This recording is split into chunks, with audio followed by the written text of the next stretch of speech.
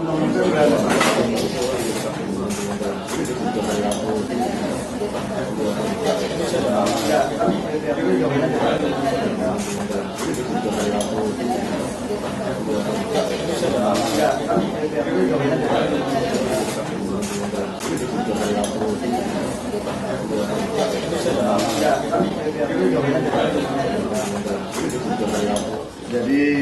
malam yang cukup menarik bagi saya, sehingga karena mohon maaf izin Pak Ketua, jadi saya diperkenankan juga berbicara di forum ini meskipun saya sebenarnya anggota Komite 1, tapi karena menyangkut wilayah Bali yang menjadi tanggung jawab kami juga di sini. Jadi yang pertama saya apresiasi ada ruang pertemuan komunikasi ini. Dengan ruang komunikasi seperti ini secara formal, saya kira akan mudah-mudahan ada solusi yang lebih baik. Saya ingin bertanya beberapa hal dulu kepada pemerintah, khususnya yang ngurus izin dulu. Mohon mungkin lewat pimpinan kita diberikan salinan semua persyaratan yang dipakai sebelum keluar izin lokasi oleh Menteri KKP, sehingga kita ada verifikasi apakah izin surat-surat itu memang valid, kan itu penting juga. Dari lingkungan hidup juga saya kira perlu ruang yang lebih luas, karena kalau tadi dilihat tuh sepertinya bahasanya tidak ada yang menolak, Pak. Jadi masyarakat meminta begini, masyarakat meminta ini, tapi saya dengar dari sini ada yang menolak gitu loh. Jadi kalau dilihat tadi itu kan ada dua catatan-catatan dari lingkungan hidup gitu. Jadi bahasa yang menolak nggak masuk di situ, tapi yang ada seakan-akan ini belum sempurna, sehingga harus disempurnakan pada uji publik lagi yang kedua. Disempurnakan lagi bahasa, sepertinya aspirasi masyarakat itu yang harus dipenuhi. Tapi bahasa yang menolak itu di situ belum masuk juga. Jadi biar enak kita nimbangnya. Yang ketiga, saya juga belum melihat, kalau tadi mungkin sempat diungkap soal bahwa nanti setelah direklamasi itu nanti di situ akan dibangun Padmasana, itu kemudian konsep Trihita Karana. Saya belum, justru tidak melihat kajian dari Prof tadi, mungkin dari aspek lingkungan ya. Tapi bahwa Bali itu tidak semata-mata dilihat dari lingkungan saja. Kenapa Bali itu menjadi pulau yang unik, kemudian beberapa kali disebut sebagai pulau yang terbaik di dunia, beberapa kali, karena memang dia punya akar budaya historis yang terukur, yang tidak bisa dibaca dengan cermin lain. Dia harus cermin kosmologi Bali dilihat gitu.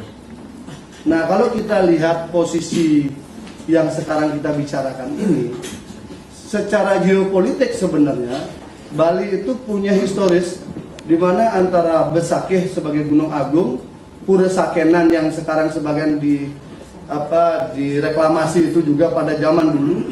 Karena kalau zaman dulu itu sudah ditolak, Pak. Hanya yang berkuasa bisa pakai bedil zaman itu gitu. Nah, kalau sekarang kan nggak bisa pakai bedil, Pak. Kalau zaman dulu masih bisa pakai bedil, mereka yang nolak-nolak itu dipaksa itu. Itu saksinya masih banyak. Sehingga kepala desa pun itu diubah, diambil dari angkatan.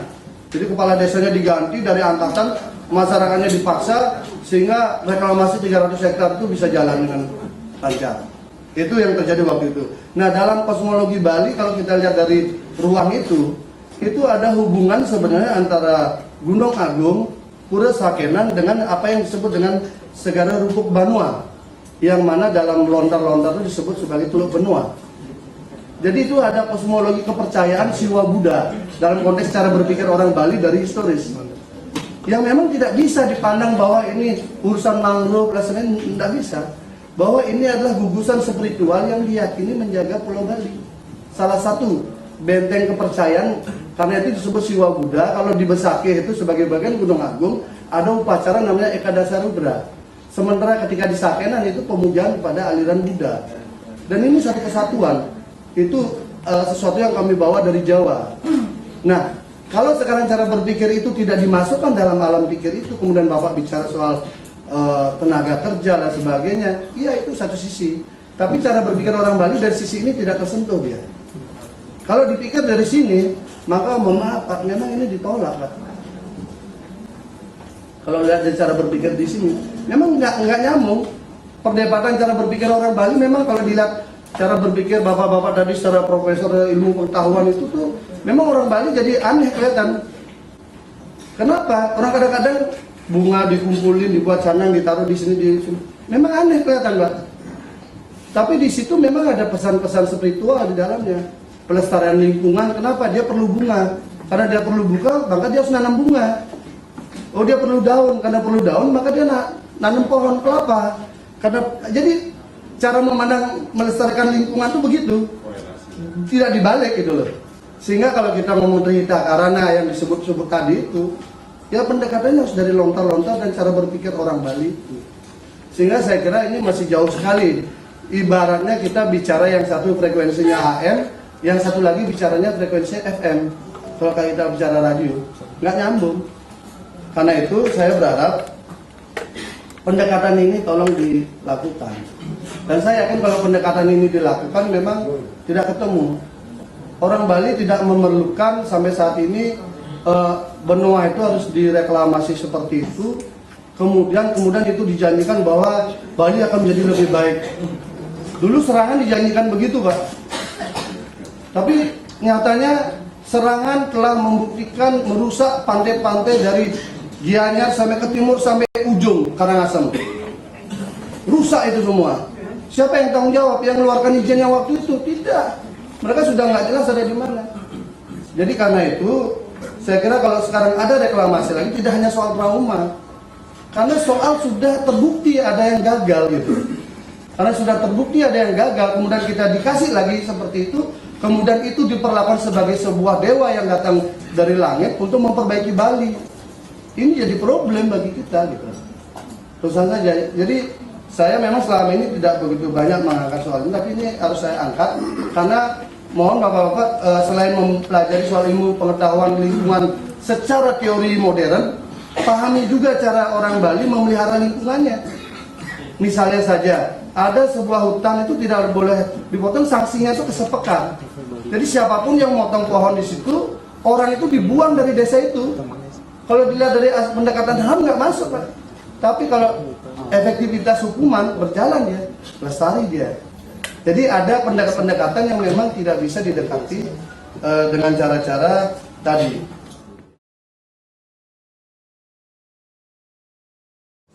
Kemudian yang selanjutnya ingin kami sampaikan soal ini revitalisasi atau reklamasi, tolong yang tegas gitu. Kalau saya baca di spanduk sekarang ini di Bali kan lagi musim baliho gitu. Memang sebenarnya yang benar tuh Bali gitu, bukan baliho gitu loh.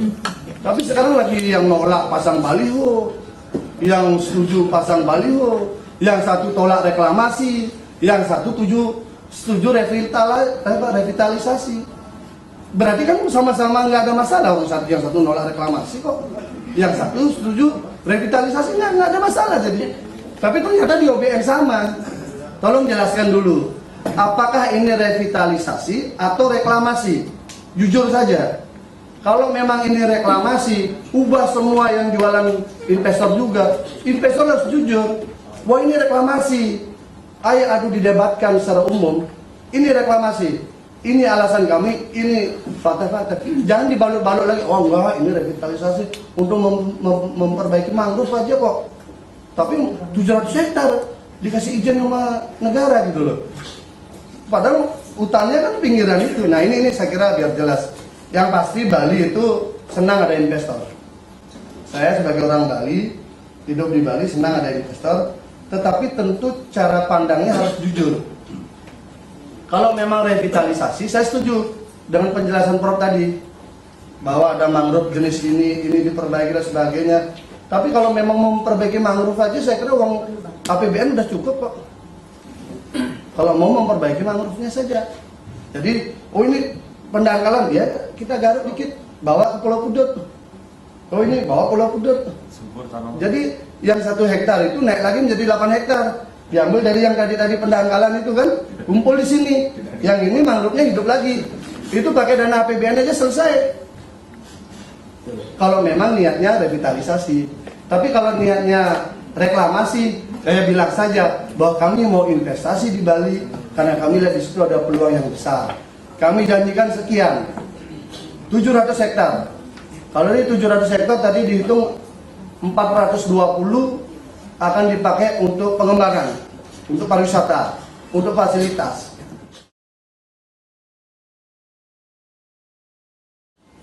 Kalau saja, ini jujur saja, harga tanah di Bali kan berbeda. Saya pernah bicara juga dengan Pak Endi waktu di DPD. Tanah di sana itu satu area itu paling murah 2 miliar. Bener nggak? Bener ya, yang dari daerah situ ya? Paling murah ya? Lebih banyak yang lebih mahal. Satu area itu 100 meter. Kalau 400 hektar, maka itu 80 triliun aset yang didapat oleh investor. Jujur, kita harus terbuka ini. Jangan ditutupi. Ada duit besar di situ. Ada 80 triliun. Menurut hitungan teman saya, karena itu daerahnya dangkal, itu nggak nyampe 15 triliun. Ya. Tapi kata investor 30 triliun. Oke, kita pakai angka investor. Karena investor harus perlu sosialisasi, perlu macam-macam. 30 triliun. Untungnya sudah 50 triliun untuk investor. Saya ulang, untungnya 50 triliun untuk investor. Ini tadi ngomong kosmologi, ini ngomong soal ekonomi. Berapa sumbangan pada negara? Kalau nggak salah dulu sampaikan 3 triliun. Untuk negara 3 triliun, untuk investor 50 triliun, untuk orang Bali berapa? Dia yang menanggung semua. Jadi saya kira kita buka dulu semua ini, biar jelas. Nggak apa-apa investor untung, tapi harus investor semua. Masyarakat Bali yang nanggung gimana? Kalau bicara sekarang itu baru 420, tapi izinnya saya tadi baca-baca 700 hektar. Bisa ada penambahan kan? Kedepannya nama-nama lagi, jujur aja Pak. Kalau kita belajar dari Discovery Mall Plaza itu saya tahu ceritanya tuh. Awal mula tengah-tengah itu belum ada bangunan, ke samping, karena itu tidak boleh. Akhirnya lama-lama semua jadi bangunan kan. Jadi bisa berkembang, karena pengembangan itu ketika berkembang baik kan terjadi. Jadi kalau kita lakukan pendekatan secara ekonomi, ada ketidakberimbangan untuk kepentingan masyarakat. Padahal yang kita jual tadi untuk masyarakat gitu. Tapi tidak fair juga, angkanya begitu. Lalu kalau kita bicara soal cara berpikir orang Bali, nggak nyambung juga gitu. Nah karena itu, saya kira ini perlu dikaji lebih dalam.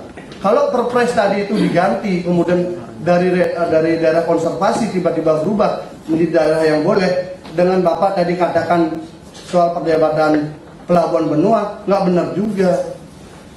Pelabuhan benua dipakai alasan mengubah, tapi tujuannya di sini yang terjadi. Justru ini yang berbahaya. Kejahatan yang paling berat itu memang kejahatan mengubah aturan. Di Republik kita ini semua dibuat aturannya dulu, baru dilaksanakan, sehingga yang dilaksanakan ini sesuai dengan aturan. Tapi nawaitunya, niatnya itu sudah tidak pas. Karena itu saya melihat, tolong pemerintah hati-hati, jangan hanya berlindung di balik kami harus 20 hari harus keluarkan izin. Nah kalau saya besok minta permohonan, apa Bapak 20 hari keluarkan izinnya juga? Saya mau tanya, saya kan dikeluarkan, saya ajukan juga perseorangan bisa. Saya punya NPWP juga, saya ajukan juga. Dikeluarkan enggak? Jujur aja. Kan belum tentu kan? Nah, jadi jangan berkilah di situ. Maka karena ini masalah serius. Dan saat ini di Amerika pun saya baca, saya dikirimi Pak.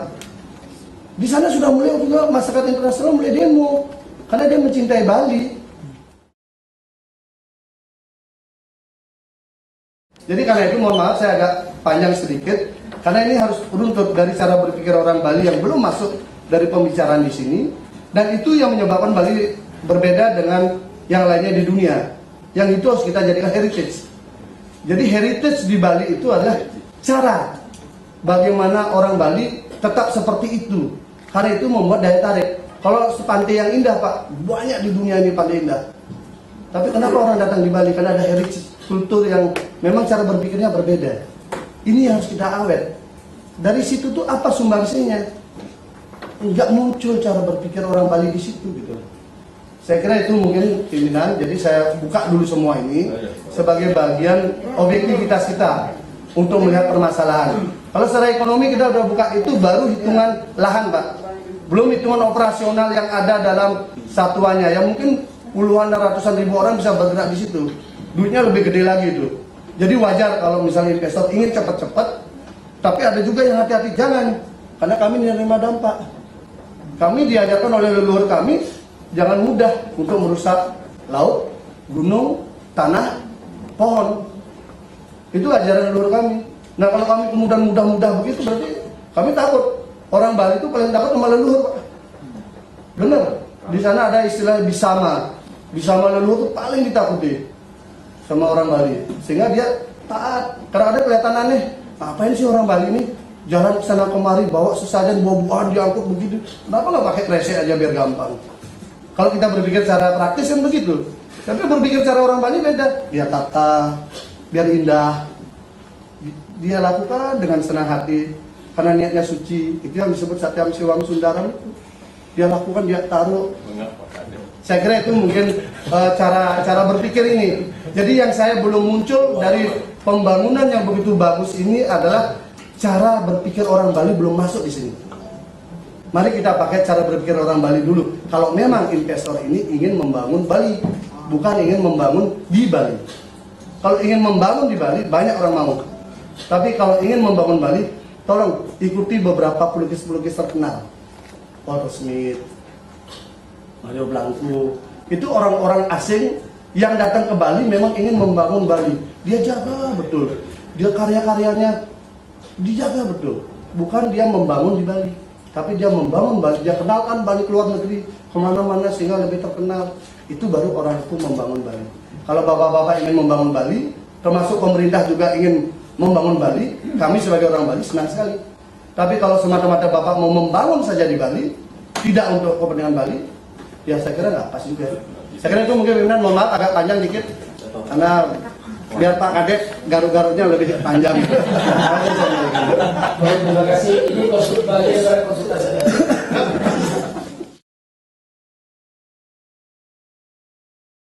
Moga-moga bisa menjawab Pak Asep sama Ibu itu tadi yang menuduh kami. Jujurlah, ini reklamasi atau revitalisasi? Saya jawab ini revitalisasi. Dan kenapa revitalisasi, Pak dan Bu? Tadi kan gorong-gorong tadi kan tetap kami perdalam, kan itu kerjaan kami. Selama kami masih hidup dan dipercaya kalau itu nanti besok ada masalah apapun, Pak, pengendapan, pengerusakan, kami yang bertanggung jawab dari segi moral, fisik dan hukum, Pak. Kami siap itu tanggung jawab. Izinnya, Tolong itu.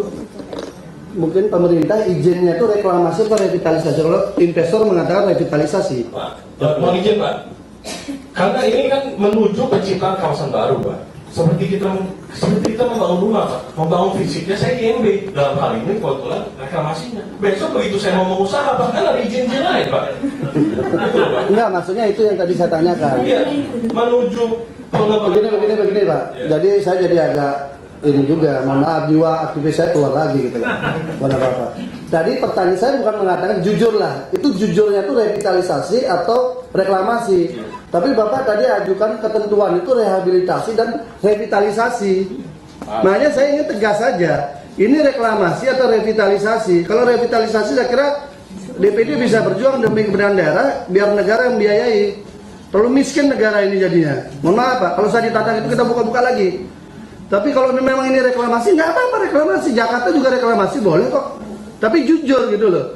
Jangan Bapak katakan sepertinya bahwa ini revitalisasi untuk lingkungan. Bapak mengabdi ke Bali. Mohon maaf Pak. Kalau begitu saya sebagai orang Bali tersinggung. Saya lahir sana, Pak. Itu tapi kalau Bapak mau investasi baik-baik, saya tahu Bapak juga menyedap tenaga kerja cukup banyak gitu loh. Kami tahu. Kami minta clear tadi dari pemerintah juga. Ini revitalisasi atau reklamasi? Jujur. Saya ulang lagi, jujur. Artinya kalau memang izin reklamasi, katakan reklamasi. Itu loh. Tapi tadi Bapak kan balik tadi. Mohon maaf, Bapak tadi balik seakan bahwa kami menuduh Bapak seperti tadi. Nah, kami minta clear. Makanya saya tanya pemerintah, kalau reklamasi izin tertulis dari pemerintah itu reklamasi, katakan reklamasi. Apakah di dalam reklamasi itu ada upaya-upaya revitalisasi? Nggak apa-apa. Itu bagian CSR Bapak. Kami paham. Tapi kalau sekarang Bapak jualan revitalisasi, faktanya reklamasi, itu yang saya katakan. Kita harus keterbukaan gitu loh, pimpinan. Iya. Jadi saya kira di paparan saya juga tadi judulnya reklamasi. Oh ya sudah. Cukup Pak, cukup segitu aja. Clear, berarti belum jujur gitu loh Pak. Karena tadi Bapak Ibu serta saudara sekalian, pertama saya atas nama pimpinan Komite 2